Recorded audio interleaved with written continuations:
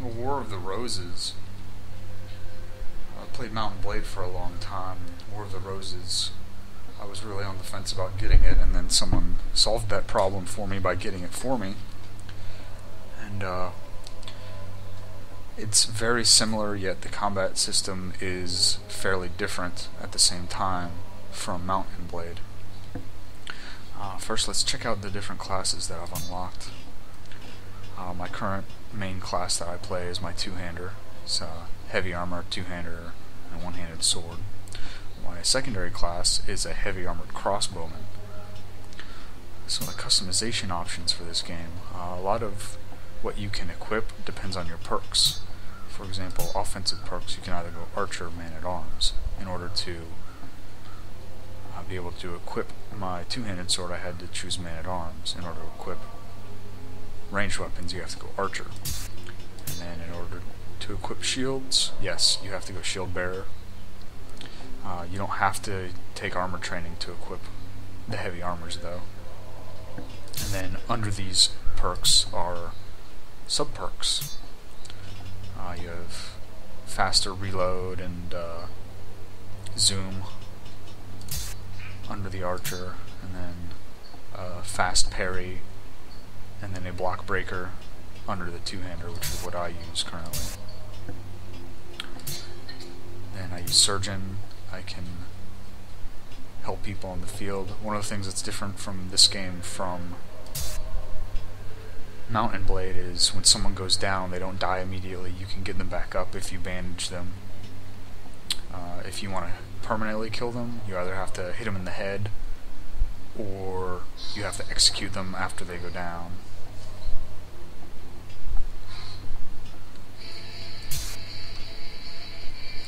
Movement. In order to mount a horse, you have to go cavalry.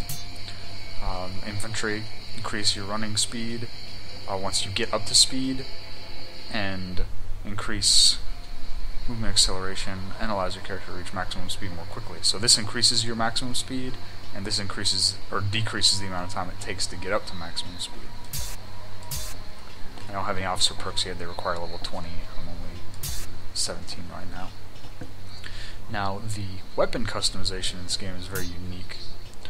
Go to my sword. You can choose your sword, but then you choose your fighting style. And I choose the fighting style that does a little less damage, but swings faster, as opposed to the basic fighting style. The middle fighting style is more damage, but slower swings. But since I'm using a two-handed sword, I want my swings as fast as they can be. You can use different types of steel for your weapon. I go for armor penetration, and I don't think either of these types of steels affect armor penetration, so I stay with standard. Now, the blade grind is where the armor penetration comes from, so I go with the most armor piercing grind available, because almost everyone wears heavy armor, so I do less damage overall, but I'm almost always able to actually do damage when I swing. And then lastly, I go with a balanced pommel because it increases my swing speed and my ready speed, meaning when I cock my weapon back, essentially. And that's pretty much the setup I have for all my weapons. In fact, I need to do that with my arming sword, but I won't do that now. Now let's get into game. There's two different types of maps. There's Team Deathmatch and Conquest. I prefer Conquest greatly. You actually have objectives, and people have to center around those objectives to fight. Let's see if we can get into a server on the first try. Oh yeah.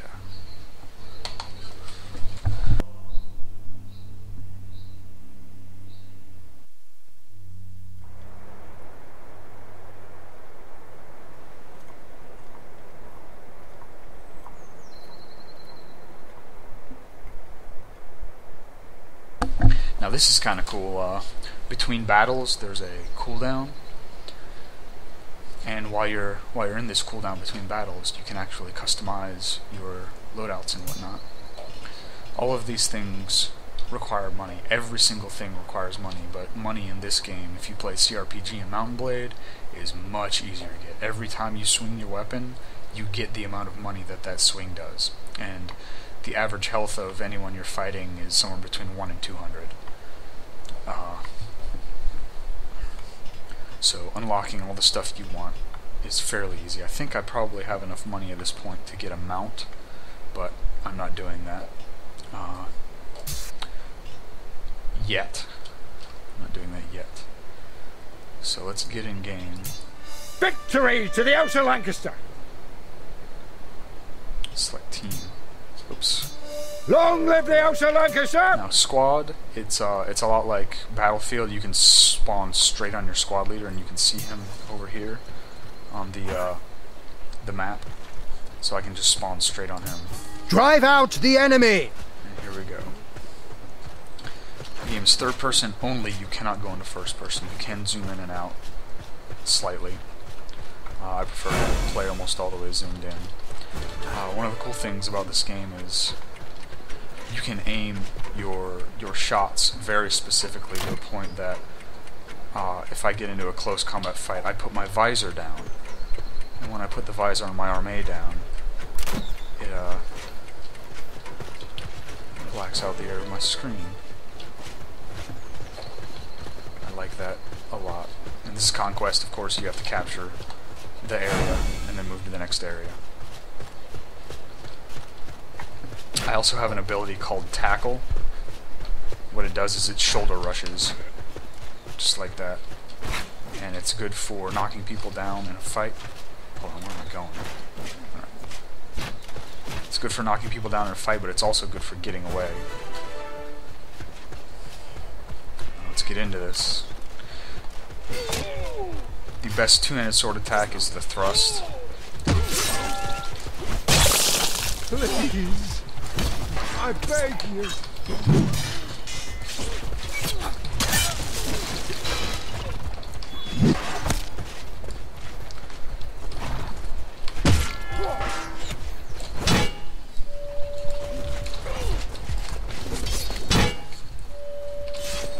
Someone got him.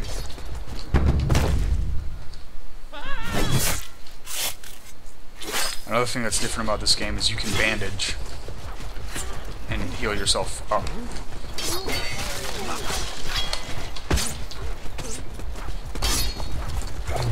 Oops. Defend the fortification!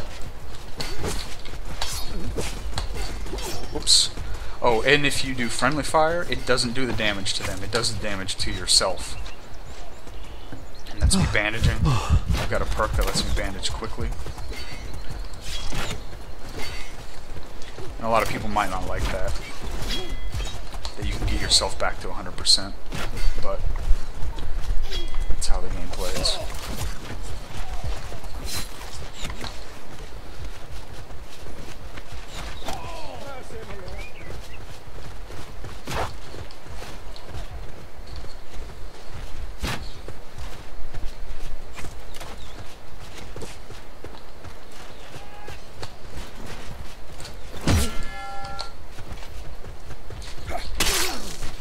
Got him.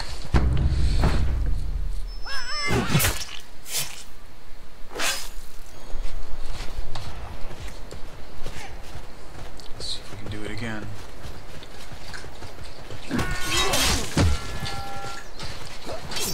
Now this guy is a squad leader. He just had someone spawn on him, so it's kind of important that we get him down. Please, I beg you. Not doing very much damage to this guy.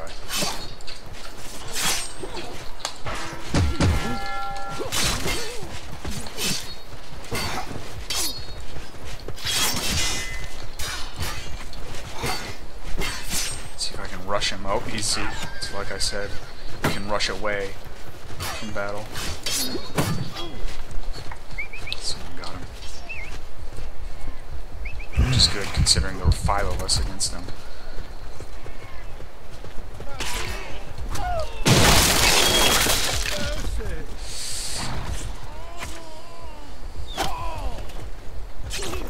Oh. Thank you, my friend.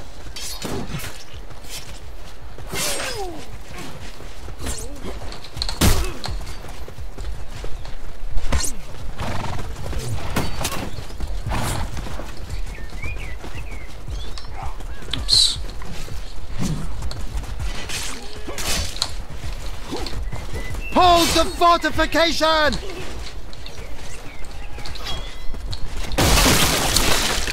Again. Not doing too well against cavalry today.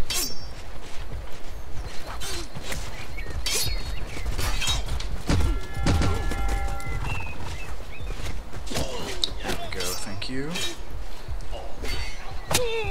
Ouch.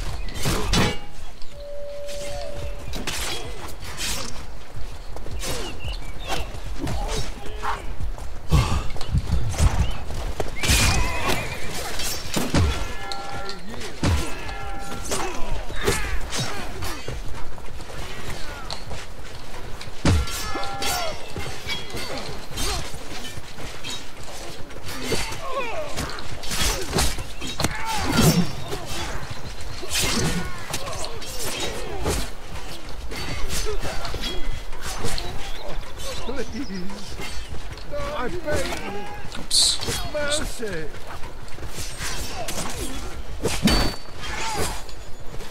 beg you. Mercy. Kill him!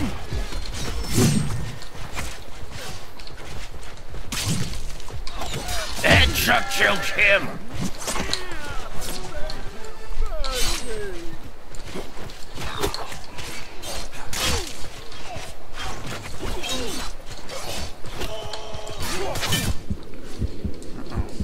I beg you.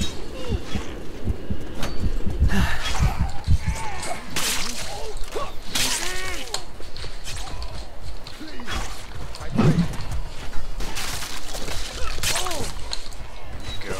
And I caught him in his face, I think. Uh-oh. Back out of this, please. Apparently cannot back out of executing someone. But I can run away and bandage. I yield. I yield.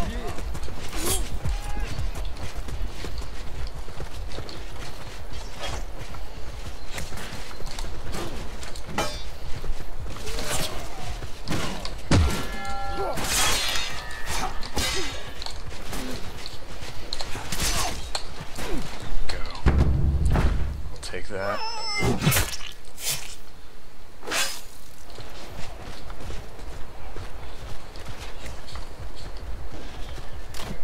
We're winning. We've got 3 points versus their 2 as far as I can tell.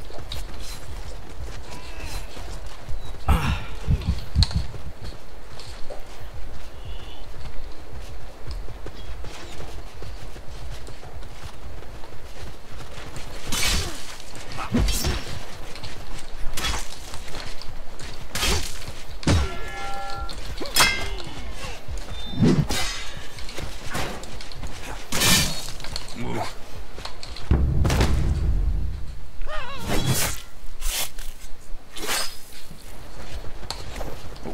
Hi. Oh. Defend the fortification! I beg for mercy. Kill streak! Now that I do not like about this is that voice, and I hope very much so in the future that there's an option to turn it off. Because it also, when you shoot someone in the head with your bow or crossbow, goes headshot. Kill him!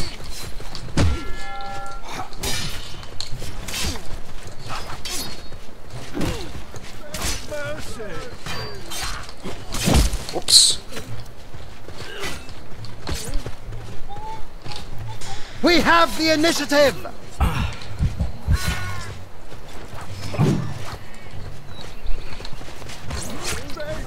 Mercy!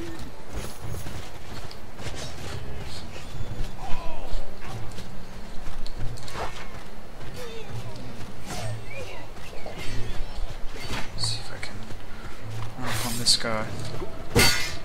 Oh, nice block.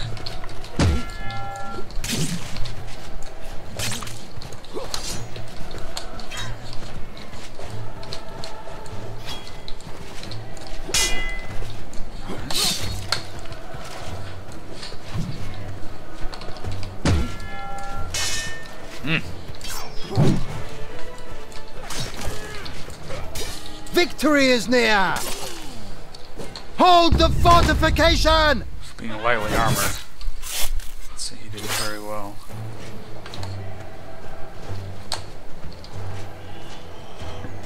So overall, the gameplay is, I guess I would say, smoother and maybe easier than Mount and Blade.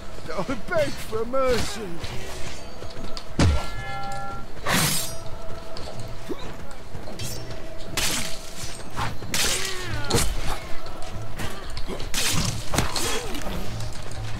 I beg you. I beg you, mercy.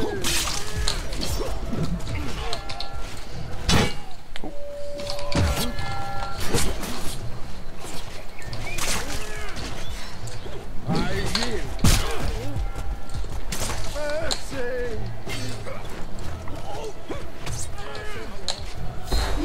Ah, he bled out.